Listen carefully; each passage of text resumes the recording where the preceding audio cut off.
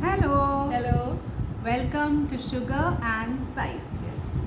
And we are here today with something different as usual. We have two stories which are actually real life stories. So these things that have actually happened. So let's see how you like it. I'm sure this will give you ideas as well, remind you of stuff that's happened to you in your lives. So here goes, starting with Deep Deep. So, yes, I have chosen a story which I recently happened to read in the Madhrubhumi Weekly. There's a weekly paper which comes out, and this story really struck me as to how, how much ever you try, sometimes you just can't change destiny. So, this is the story of a person called Sajivan. The story begins, the article actually begins when in the prison of Viyur in Kerala, and where there is a prison cell wherein a prisoner is sitting and reading a book, and as he does every day, he's totally engrossed. He is not aware of what all is happening around him. It's a jail, but he is totally into the book that he is reading. He does this every night.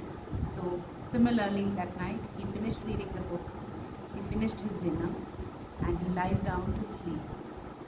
And then he gets images of his home where he used to be a little kid along with his little twin brother. And he goes back into memories of those days. Now, Sajivan was born into a very normal family, a middle class family of, both his mother and father worked for the Kerala government, and they led a very normal life, but they were very happy to know that they're going to have twins, and they had twin boys. And when the two boys arrived, the mother and father were very happy. So, as was the practice those days, after the boys completed 1 year, they took the horoscopes to an astrologer, and the news was not very happy. The astrologer said that one among these twins, it is according to his stars, he is going to get into some kind of illegal activity and even imprisonment. That is what is shown in his horoscope. So the parents were obviously, they were very unhappy to hear this, but they had to do something about it.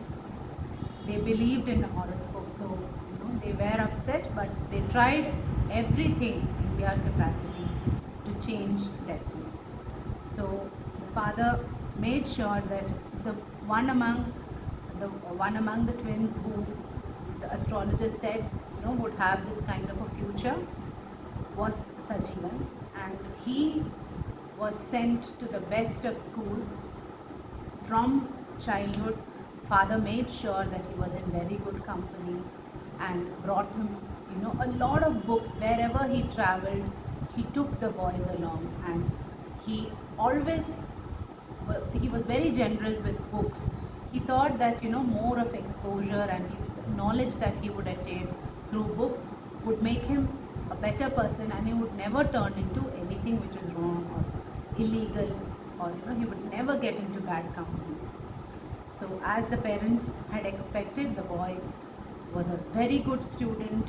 He passed out of school and college in flying colors, and initially the parents did not let him go out of town to work, but finally they had to, because he got a very good offer from Mumbai. And when he left for Mumbai, his father called him and told him that if you have any problem, any problem, we are here. Remember that, and immediately come back. Do not get into any trouble. Whatever happens, we are here for you. So Sajivan left, and he was leading a very, very happy life. He was appointed financial manager in a top company in Mumbai, and when he was working there, he had very good connections and he had very good friends. He was leading a very happy life when one day he got into a company which was not very good. One of his friends, or his friend's friend, told him, how fascinating gambling and betting was, and they took him to such a place. Initially, Sajeevan wasn't very interested, but as it becomes a habit, he started going there every day, and he really got into it. He kept on betting, and initially he won some money, which made him go more frequently, and then he started losing money to a point where he had nothing left with him. His friends had a solution for that also. They said, you work for a company as a financial manager, I'm sure you will have money. You can always take some money and always keep it back. It is not a problem. You can always keep it back when you win more money in gambling. But that again did not happen. He kept taking money. This had become like a vicious circle. He couldn't come out of it. He kept taking money, and then that also was, he lost his job. He was caught and he lost his job. Then the only way left in front of him was theft. He did a big robbery. He got some money. He started gambling again, and this continued. Slowly, as years went by, Sajeevan became a full-time. He wouldn't do thefts or robberies very often. He would do one big robbery, use this money surprisingly to buy books, it seems. He would buy a lot of books with this money. He would enjoy a lot of food. He would lead a very luxurious life. The good life. Yes, and the moment the money got over, he would plan something new. And one of these times he would get caught. Even in the jail, he was so well behaved, well mannered, and he would get a concession in his punishment, and he would come out. Whatever money he had, he would spend that, and again he would get back to this. So the story of Sajeevan continued like this. He did this.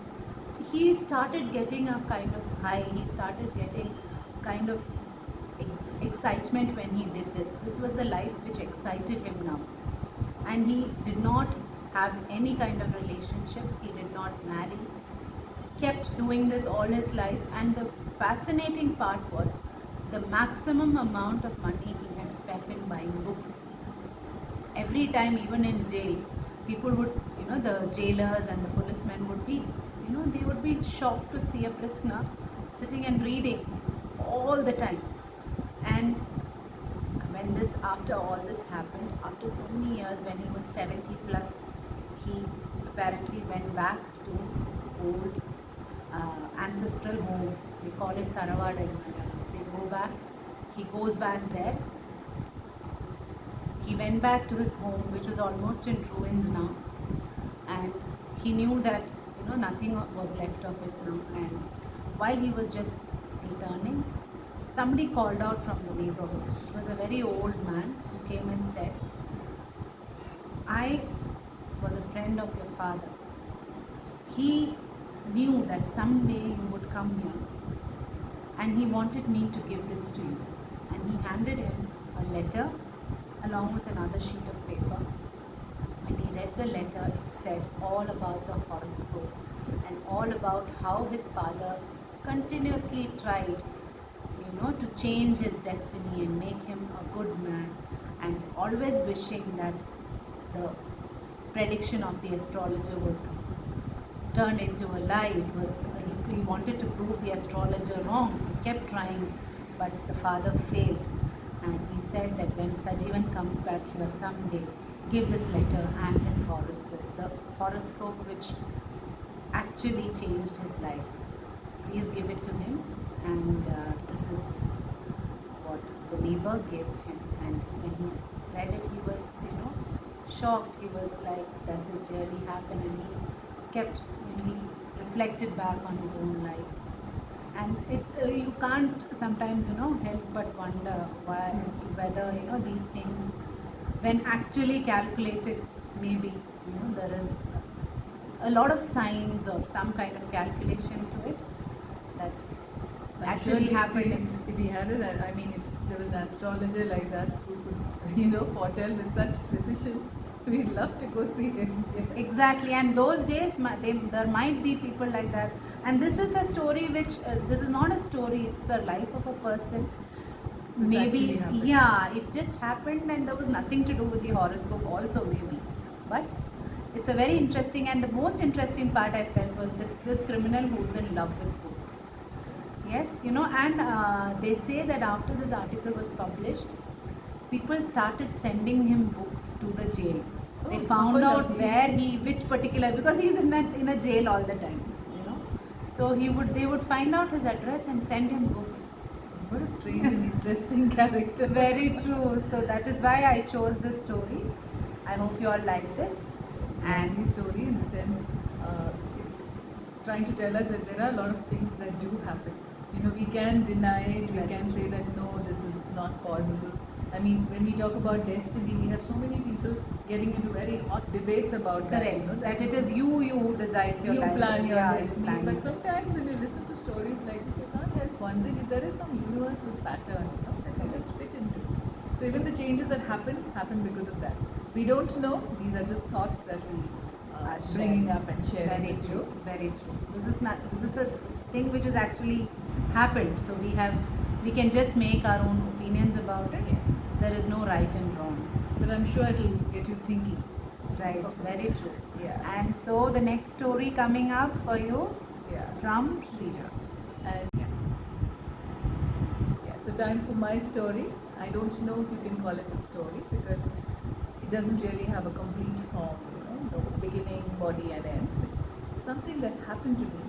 So yes, it's a real life story, and it's something that belongs to one of those experiences of my life which I haven't really, found an explanation to. So because it's interesting, I'll share it with you. This happened when I was much younger, when I'd gone to visit an aunt. She's no more. We had gone to visit her, my mom and I, and there were two little cousins as well in the house. And all of us were sitting there down at the dining table, catching up on gossip and things like that. And the bedrooms were on the first floor. So it so happened that the younger cousin, the little one, was feeling a little sleepy. So he decided to take a nap and he wanted me to go with him. So I climbed the stairs, being the older sister, and went to his room, and we sat there, and while he tried to sleep, I told him stories and we spent some time there. And when it looked like he was asleep, I decided to come down because my aunt and my mom, they were calling us, lunch was ready. So I got up to leave, and the little cousin also said, "Okay, I'm not going to sleep."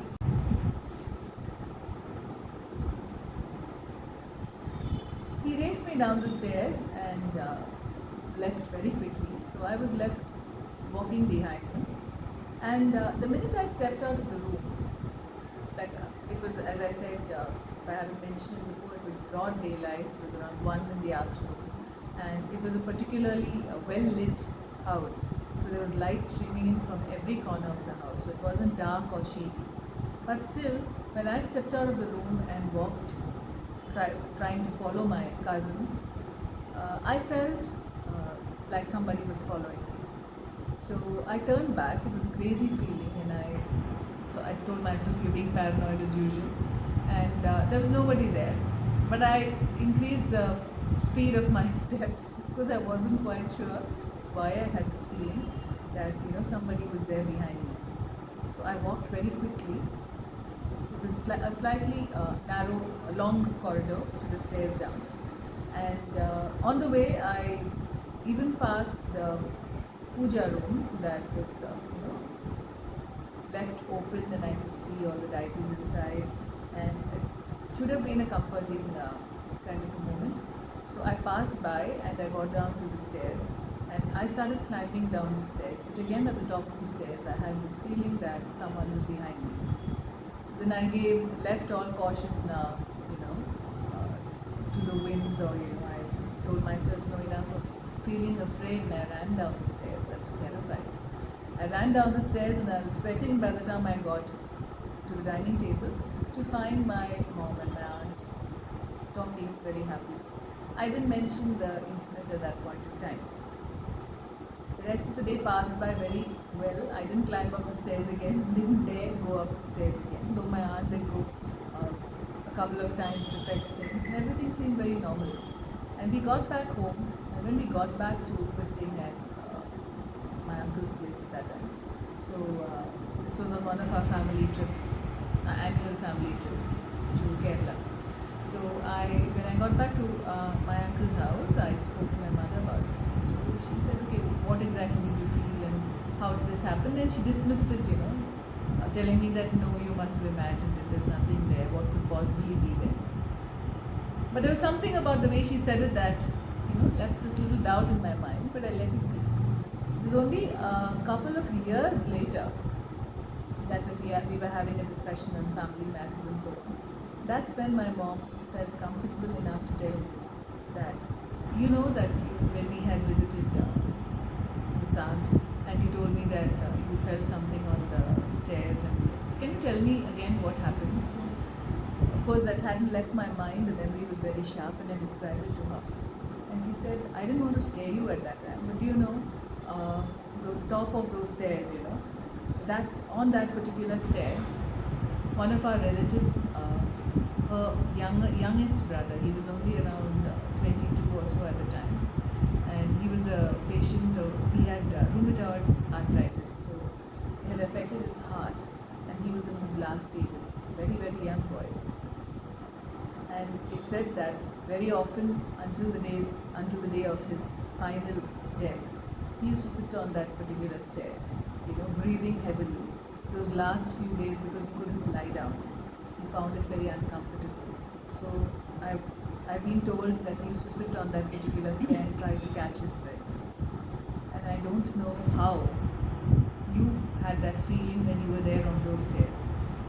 And of course, my mom had a completely different explanation for it. He said he was a young man at that time, so he had hardly lived his life. So maybe there was something of him left behind, a kind of unfulfilled kind of a wish. And I don't know how you caught on to it, but it has happened there. And I don't know if that's what you sensed. Of course, when I heard this, it creeped me out even more. But I realized that sometimes some things had happened. See, I had no clue as to what had happened there. There was no reason why I needed to feel that way, because I was very positive at that point of time. But sometimes I feel maybe somehow we latch on to these little bits of energy that are left somewhere in the universe, and maybe some are good, some are not so good, some are sad like this, and you do feel it. So ever since I've always been, it's not that I believe in So you tell children not to watch horror movies and might things. get. But here, before, just maybe even seconds before this happened, you had no such thoughts in your mind. You were Absolutely. completely comfortable. Exactly. And that is what makes it all the more, You wonder. intriguing. Yeah. But of course, as we all know, it's only sensible to, we have to come to this conclusion that there are a lot of things that happen which are beyond our imagination, which we don't really know about. So we can't really say that no, this doesn't happen, because how would we know? Very true. Yes. So, Difficult to give an explanation to everything, yeah. but it's always Something, and I'm sure a lot of you have similar instances which you haven't been able to explain, and it's not that you go looking for them; they just happen to you. So with that, very interesting. yeah. Out of the many incidents that Shrija has told me, which gives you goosebumps. This is one of them. Yes, this is one of them. Yes, so And hope you all enjoyed. And we promise that we'll be back more often with more such unusual different and unusual stories. stories. And if you have any suggestions, of course, we will welcome your feedback. If you'd like to share what happened to you as well, please do so. And Sugar and Spice is always open. We've had an interactive session on real life incidents before. We can always do it again. So, with that, we leave you, Sugar and Spice. See you soon. Bye bye, everyone. Love you.